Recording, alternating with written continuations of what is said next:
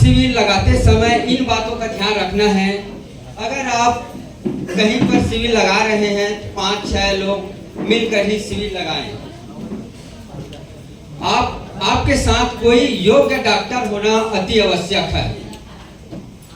जिस स्थान पर आप स्वास्थ्य शिविर आयोजित करने जा रहे हैं, वहां के स्थानीय प्रभावशाली व्यक्ति संस्था के सहयोग से करें। इसके लिए पहले उनसे मिलकर परामर्श उद्देश्य समझे। जैसे गांव में सरपंच रहते हैं, पार्षद रहते हैं, अध्यक्ष रहते हैं, उनसे जाकर पहले आपको मिलना है। उसके बाद आप शिविर का आयोजन कर सकते हैं। चौथा है साथियों, सभी की शरीर की स्थिति के अनुसार शिष्ट के बारे में बताएं और निरंतर फॉलो भी करना है। क्योंकि अगर हम जांच तो कर लेते हैं लेकिन फॉलो नहीं करते हैं तो वहां पर हमारा रिजल्ट है वो बहुत कम मिलता है।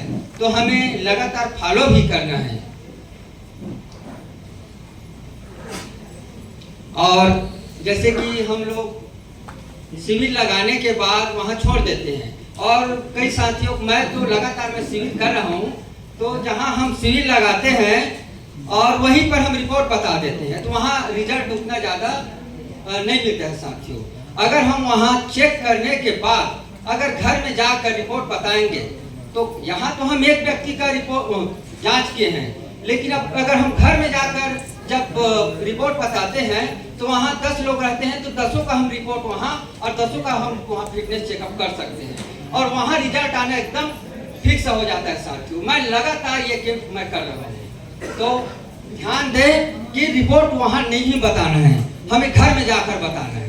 ऐसे करने से हमारा जो जनसंपर्क है वो भी ज़्यादा होगा और रिजल्ट भी अच्छा आएगा। और जैसे कि हाइजीन है, आज महिलाओं में इतना ज़्यादा एनीमिक हो गया है कि संकोच के मारे महिलाएं नहीं बता पा रहे हैं। क्योंकि मैं जैसे कि स्कूल में, हाई स्कूल है और मिडिल स्कूल में भी जाकर जब हम शिविर लगाते हैं हाइजीन के, तो 70% किशोरियों को खून की कमी होता है। और कारण है, जब पीरियड आता है तो पीरियड के दौरान भी बहुत ज़्यादा तकलीफ होता है।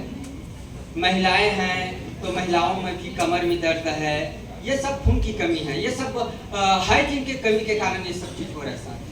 तो महिलाओं को समझाने के लिए वहाँ पर जैसे किशोरी है तो किशोरी को हमें बताना नहीं है, वहाँ उसका पेरेंट्स होना बहुत जरूरी है। और पेरेंट्स रहेगा तब आप खुल के बात करेंगे, और जब खुल के बात करेंगे तो खुल के बात वो भी करेगा। तो ये हमें विशेष ध्यान देना है। और कैंप के दौरान हमें अपना बैनर है उसको भी हमें लेकर जाना है। और जैसे बाहर की सैनिटरी पैड है, ये भी बहुत ज़्यादा नुकसान कर रहे हैं, इसको भी हमें खुलकर बताना है। इंटीमेट वॉश के बारे में बताना है और लगातार ये हाइजीन कैंप को बढ़ाना है।